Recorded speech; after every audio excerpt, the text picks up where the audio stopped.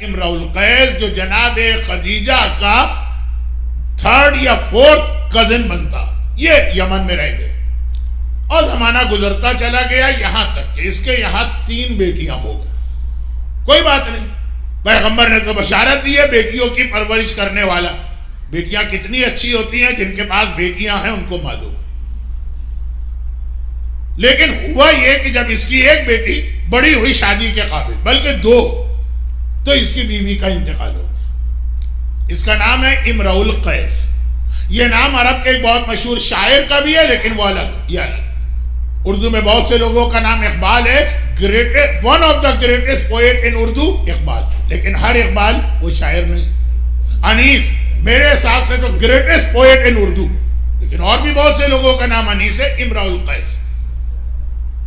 بیٹیاں بڑی ہو گئی ہیں، خاص طور پر پہلی 2 بیٹیاں تو شادی کی ایج کو پہنچ گئی اور اس کی بیوی کی ڈیتھ ہو گئی. شادی عورتوں کا انوالومنٹ بہت زیادہ ہوتا، اور پھر لڑکیوں کو تو باپ سے زیادہ ماں کی ضرورت ہوتی، بلکہ لڑکوں کو بھی.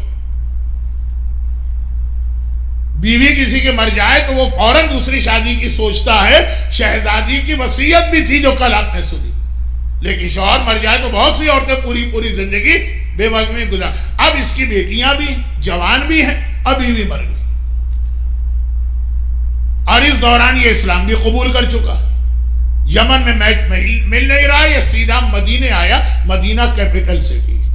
بیٹیوں کو لے کے مدینے میں آیا، لیکن مدینے میں کسی کو جانتا ہی نہیں. صرف اس لیے لے کے آ گیا جیسے میں بہت سے لوگوں کو جانتا ہوں جو انڈیا اور پاکستان کے یہاں سیٹل ہے. جب بچے شادی کے قابل ہوتے ہیں وہ انڈیا اور پاکستان میں جا کے رشتہ ڈھونڈتے ہیں، لیکن اگر ان کی وہاں فیملی یا فرینڈ سرکل ہو تو مسئلہ نہیں ہوتا. کوئی بھی نہ ہو، اس کا یہی مسئلہ کہ مدینے میں اس کا کوئی جاننے والا نہیں. بچیوں کو لے کے آ گیا کہ یہ کیپٹل ہے، یہاں سب مسلمان ہیں، کوئی نہ کوئی رشتہ مل جائے گا. لیکن بہرحال اس کی ایک کنڈیشن، مجھے رشتہ چاہیے کسی شریف آدمی کا. ویسے تو بہت سارے غلط سلط تو یمن میں بھی تھے. اب پتہ نہیں کہ شریف کے لیے میں کون سا لفظ استعمال کروں کہ آپ حضرات سمجھ جائیں. آپ بہت ہی خاموش بیٹھے ہوئے ہیں تو پتہ نہیں آپ یہ سمجھے کہ نہیں سمجھے. بس شرافت ہونی چاہیے، پیسہ دولت اتنا بڑا مسئلہ نہیں. اب ہمارے یہاں کا ماحول ہے، ہمارے یہاں سے مطلب مسلمانوں کا، جس کے پاس جتنی دولت ہوگی وہ اتنا ہی زیادہ عزت والا، اتنا ہی شریف ہے. ہمارے یہاں شرافت کا کرائیٹیریا دولت، دکانیں اتنی ساری ہیں، پراپرٹی اتنی زیادہ ہے، مکان اتنے اچھے ہی بہت شریف آدمی. یا یہ کہ مثلا کوئی بڑی پوسٹ. اب مدینے میں اس نے پہلے ٹرائی وہاں کی. اب اس کا رشتہ وہ لوگ لے نہ لے وہ بات کی چیز ہے، پہلے ٹرائی کی. جن کے پاس دولت تھی ان کے پاس گیا، بڑا مایوس ہو گئے. پیسے ہیں لیکن تف ایسا ذلیل آدمی، یہ نیچر کا ہے، میں نام بھی ان کے نہیں لینا چاہتا ہوں. اور پھر جن کے پاس حکومت تھی ان کو جا کے دیکھا تو وہ اس سے بھی کنڈیم نکلے. اب بہت پریشان ہے کہ میں اتنا لمبا، مدینے سے یمن اس زمانے میں بہت دور ہے، اتنا لمبا ٹریول کر کے آیا ہوں، بیٹیاں میرے ساتھ ہیں، کوئی عورت نہیں ہے فیملی میں، کتنے دن اس طرح گزارا کروں گا. بہرحال پریشانی کے عالم میں ایک دن شام کے وقت مدینے کے باہر بیٹھا ہے. وہ مدینہ بہت چھوٹا اس زمانے میں، آج کی مسجد دیکھی آپ نے مدینے کی، اس زمانے کا تقریباً پورا مدینہ اتنا تھا بس. تو اب یہ ہے کہ شام کا وقت ہوتا ہے تو ایسے علاقوں میں لوگ ذرا سا شہر کے باہر جا کے تھوڑا سا پلیجنٹ بریز وغیرہ چل رہی ہے، وہاں بیٹھا ہے. اس نے دیکھا کہ ایک آدمی آ رہا ہے، سارا جسم پسینے ہے اور سر پہ گرد و غبار ہے، لگ رہا ہے کہ بڑی محنت کر کے آ رہا.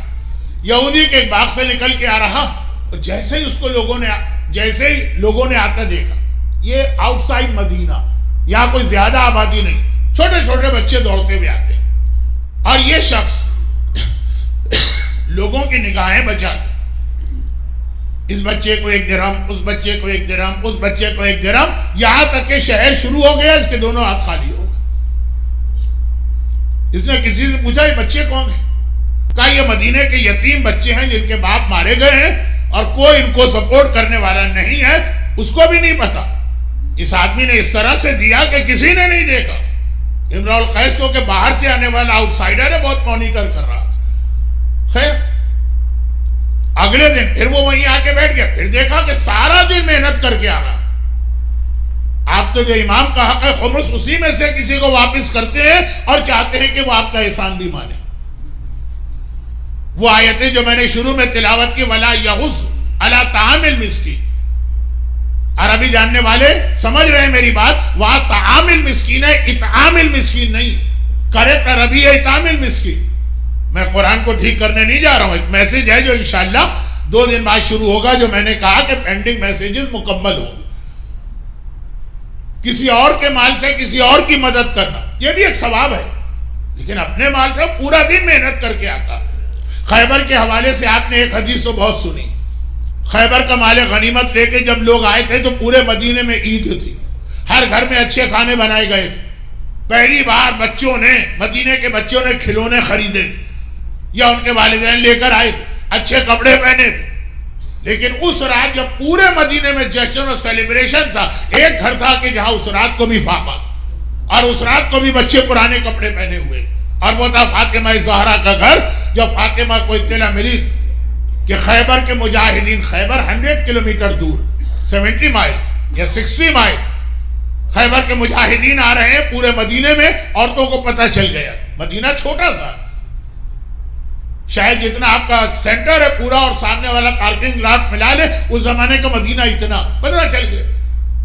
ہر گھر کی عورتیں دروازے پہ آ رہی ہیں، اپنے شوہروں کا استقبال کر رہے ہیں. شوہر بھی خالی ہاتھ نہیں آ رہے، لدے پھندے آ رہے ہیں. شہزادی کونین بھی اپنے حجرے کے دروازے پر. جیسے ہی مولا حجرے میں داخل، شہزادی کا پہلا سوال تھا کہ یا ابوالحسن، آپ اپنے گھر اور اپنی اولاد کے لیے کیا لے کے آئے خیبر سے؟ حصہ برابر سے ملا تھا. جعفر طیار کو پیغمبر نے حصہ نہیں دیا تھا، لیکن علی کو تو برابر کا حصہ ملا. سلونی کائنات کے ہر سوال کا جواب دینے والا اپنی بیوی کے سوال کا جواب نہ دے سکا. سر جھکا کے کہا جب میں خیبر سے واپس مدینہ انٹر ہو رہا تھا، قبا کی بستی پر مجھے وہ مسلمان بچے نظر آئے جن کے باپ بدر و احد و خندق میں جہاد کرتے ہوئے شہید ہو چکے ہیں. وہ بڑی حسرت سے دیکھ رہے ہیں کہ یہ جو مجاہدین آ رہے ہیں اپنے بچوں کے لیے کیا کچھ لے کے آ رہے ہیں. میں نے اپنا سارا حصہ ان کو دے دیا. اور فاطمہ شکر کے سجدے میں گر گئی، پروردگارا تیرا شکر ہے، میں یہی ڈر رہی تھی کہ کہیں یہ دولت دنیا کراس کر کے میرے حجرے میں داخل نہ ہو جائے. یہ تو اہل بیت کا طریقہ. چنانچہ مولا کا ساری زندگی یہ طریقہ رہا ہے، پورا دن محنت کرتے ہیں، محنت کی کمائی، اور شام کو ایک بار 3 دن 4 دن اس نے دیکھا، بے اختیار اس نے کہا میں ملینر کے پاس بھی ہو کے آیا ہوں، میں حکمرانوں کے پاس بھی ہو کے آیا ہوں، میں نام نہیں لے رہا ہوں، میں فلا بڑے آدمیوں کے پاس ہو کے آیا ہوں. دولت تھی، عہدہ تھا، سب کچھ تھا، شرافت نہیں تھی. ما اشرف ھذا الفتح، یہ نوجوان کتنا شریف ہے. صیغہ تعجب. اور ذرا یہاں پہ میرے ساتھ تھوڑی دیر کے لیے عربی سیکھ لیجیے. ما اشرف ھذا الفتح، یہ نوجوان کتنا شریف ہے، پورا دن محنت کرتا ہے، شام کو جو لاتا کسی کو بتائے بغیر ان یتیموں میں تقسیم کر دیتا. فتح، لفظ فتح ہے عربی زبان میں نوجوان کے لیے. ایک اور لفظ ہے شباب. الحسن والحسین سیدہ شباب اہل الجنہ. حسن و حسین جوانان جنت کے سردار ہیں. اصل لفظ شباب ہے جوان کے لیے. اس نے یہ لفظ استعمال نہیں کیا، اس نے لفظ فتح استعمال کیا. میں نے جو تھوڑا بہت غور کیا، دونوں کا مطلب ہے نوجوان، مگر ایک فرق. عام نوجوان کو کہتے ہیں شباب، فتح کس کو کہتے ہیں؟ سورہ انبیاء حضرت ابراہیم کا تذکرہ. فَجَعَلَهُمْ جُزَازًا إِلَّا كَبِيرًا. ابراہیم نے تمام بتوں کو ٹکڑے ٹکڑے کر دیا، صرف بڑے بت کو چھوڑ دیا. اور جب قوم نے یہ حالت دیکھی کہ ہمارے بت توڑ دیے گئے، قَالَ مَنْ فَعَلَ هَذَا بِآلِهَتِنَا، ارے ہمارے خداؤں کے ساتھ یہ کس نے کیا کہ ان کے ٹکڑے ٹکڑے کر دیے؟ تو قالو، قوم نے جواب دیا. کیا جواب دیا؟ قالو، قوم نے جواب دیا الفتح سمینا فتن، ہم نے ایک نوجوان کو سنا یذکرہ، وہ ان بتوں کو برا کہتا رہتا ہو، برا کہتا انہو کان ابراہیم، وہ ابراہیم جوان. قوم لفظ شباب استعمال نہیں کر رہی ہے، قوم کہہ رہی ہے فتح، ایک ایسا جوان ہے ابراہیم جو بتوں کو برا کہتا. تو عام نوجوان کا نام ہے شباب، اور جو بتوں کو توڑے اس نوجوان کا نام ہے فتح. تو جس نے کبھی بتوں کے آگے سر نہ جھکایا ہو اور بتوں کو توڑا ہو وہ فتح ہے. اسی لیے جبرائیل بھی آئے گا تو لا شبابہ نہیں کہے گا, کہے گا لا فتح الا علی لا سیف الا ذو الفقار.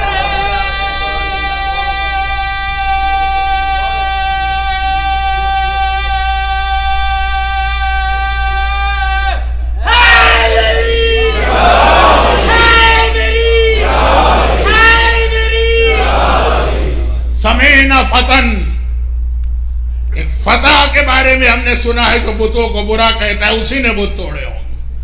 تمام مسلمان متفق ہیں. اب آج کل کچھ دشمنان اہل بیت ہر حدیث میں گڑبڑ کرتے ہیں, وہ 2 دفعہ میں عرض کر چکا ہوں. تمام مسلمان متفق ہیں کہ پیغمبر کے 1,20,000 120,000 صحابی ہیں. جب ان کا نام لیا جائے گا تو کہو گے رضی اللہ تعالی عنہ, اللہ ان سے راضی. لیکن جب ان میں سے 120,000 میں علی کا نام لوگے تو کہو کہ کرم اللہ وجہہ, اللہ پیشانی کو بلند کرے. فخر الدین رازی کہتے ہیں وجہ کیا ہے؟ 120,000 1,24,000 ایک طرف, علی ایک طرف, اس لیے کہ علی کرم اللہ وجہہ اس لیے کہہ رہا ہے کہ باقی ہر ایک کی پیشانی کبھی نہ کبھی بتوں کے سامنے جھکی ہے, اور علی واحد صحابی رسول ہے کہ زندگی میں کبھی کسی بت کے سامنے پیشانی کو نہیں جھکایا. کرم اللہ وجہہ. کہا کہ معاشرف حاضر فتح, کتنا شریف ہے یہ نوجوان. خود سے آگے بڑھ کے گئے اور کہا کہ اپنا تعارف کرائیے. مولانا نے تعارف کرایا اور تو کہا تو اچھا آپ ہیں علی, آپ کا تو بہت تذکرہ سنا ہے کہ آپ مشکل کشا ہیں, میری مشکل کشائی فرمائی. کہا تیرا پرابلم کیا؟ پہلے تو اپنا انٹروڈکشن کرایا, جناب خدیجہ طاہرہ کس طرح میری کزن بنتی ہیں. کہا میری 3 بیٹیاں, میری بیوی کا انتقال ہو چکا, میں پریشان ہوں. اول تو اپنی بیٹیوں کی دیکھ بھال اور پھر ان کی شادیاں. بڑی 2 تو شادی کے قابل. مولانا نے کہا تمہارا مسئلہ میں حل کرتا ہوں, یہ بتاؤ کہ اگر میں اپنے خاندان میں ان بچیوں کی شادی کروں, اس کو تو یقین ہی نہیں آ رہا. جیسے کل ام البنین کے حوالے سے آپ نے سنا نا, وہاں ام البنین کی ماں کو یقین نہیں آ رہا تھا, یہاں ان بچیوں کے باپ کو یقین نہیں آ رہا. کہا یا ابوالحسن کیا میں صحیح سن رہا ہوں؟ آپ اپنے پاک و پاکیزہ یطہرکم تطہیرا خاندان کے سے میرے خاندان کا رشتہ جوڑیں گے؟ کہا کہ ہاں. تم راضی ہو؟ تو خوشی کے ساتھ سر کے بل راضی تھا. بچیوں سے بھی پوچھا گیا. سب سے بڑی بیٹی کا نام ماہیہ تھا. مولا نے اس کی ایج کو دیکھتے ہوئے خود اس سے شادی کی. اور دوسری بچی کا نام, اچھا عرب میں ایک طریقہ یہ ہے کہ ایک لڑکی کے کئی نام رکھے جاتے ہیں. رملہ بھی ہے, نجمہ بھی ہے, ام فروہ بھی اور سلمہ بھی. زیادہ مشہور سلمہ ہے اس میں, ام فروہ تو کنیت. جو دوسری بیٹی تھی یہ بھی شادی کے قابل تھی, البتہ بڑی بہن سے چھوٹی تھی.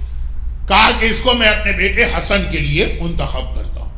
اور اسی وقت کی 2 نکاح ہو گئے. چھوٹی بہت چھوٹی تھی سلامہ, وہ تقریباً 12 سال بعد یا 16 سال بعد شادی کے قابل ہوئی اور وہ رباب کہلائی. تو جناب علی اصغر کے مصائب میں تقریباً تاریخ آ گئی ہے, صرف یہاں سے جناب رباب کا ذکر آگے بڑھے. بڑی بہن مولا کی بیوی بنی ماہیہ, درمیان والی بہن سلمہ, وہ امام حسن کی زوجہ قرار پائیں, پہلی زوجہ. امام حسن کی پھر اور شادیاں ہوں, جیسے مولا کی ٹوٹل 10 شادیاں ہوں. 3 کا بیان کل آپ نے سنا, بلکہ 4 کا, اور آج یہ 5ویں ماہیہ. خیر ماہیہ کی ایج زیادہ تھی تو وہ امام حسن کی شہادت سے پہلے انتقال کر گئی, اور سلمہ اپنی بہنوں میں سب سے بڑی ہو گئی. 2 بہنیں, ایک بہت چھوٹی, دوسری اور تیسری کے بیچ میں ایج گیپ بہت زیادہ, پہلی اور دوسری میں کم تھا. سلمہ کی شادی ہوئی تقریباً 36-37 ہجرہ میں. پروردگار نے پہلے ایک بیٹی تھی, ام فروہ کی پہلی اولاد ایک بیٹی ہے, اور امام حسن کی اولاد میں صرف ایک ہی بیٹی جو ان کو اس بیوی سے ملی ہے, باقی بیویوں سے بیٹی نہیں ملی. اب ایک سوال آپ نہ کیجئے گا کہ نجف اشرف میں تو آج بھی بنات حسن کے نام سے ایک روضہ ہے جس میں 3 قبریں ہیں, حسن کی بیٹیاں, اور سڑک کا نام بھی یہی, اور ہلہ میں بھی امام حسن کی کچھ بیٹیاں. اس کا جواب دوں گا تو بات بہت آگے بڑھ جائے گی, بچے بھی تڑپ رہے ہوں گے الاتش کی وجہ سے, اور بڑوں کو بھی مصائب سننا ہے کسی اور موقع پر. بہرحال خلاصہ اس کا یہ ہے کہ صرف ایک بیٹی تھی، وہ ام فروہ کی پہلی اولاد بیٹی تھی. اور یہ بیٹی بھی کتنی افضل ہے، جس کی شادی بعد میں چوتھے امام سے ہوتی ہے. ہمارے 5ویں امام پیدا ہوتے. ام فروہ نے، یہ ہمارے یہاں کم پڑھا جاتا ہے ایک جملہ، یعنی کوئی بہت اہم مسئلہ بھی نہیں. ام فروہ نے اپنی زندگی ہی میں اپنی بیٹی کی اولاد دیکھی، یعنی نانی بن کے کربلا گئی تھی.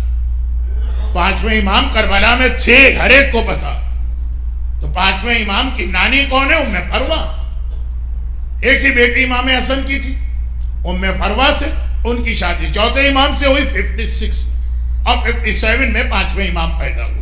تو ام فروہ نے 5ویں امام کو بھی بچپنے میں اسی طرح پالا ہے جیسے نانی اپنے نواسے کو پالتی ہے. مگر اس کے بعد ام فروہ کے ہاں 4 بیٹے اور ہوئے ہیں، جن میں تیسرے کا نام قاسم، سب سے بڑے احمد، پھر عبداللہ، پھر قاسم، پھر سب سے چھوٹے کا نام عبداللہ رکھا.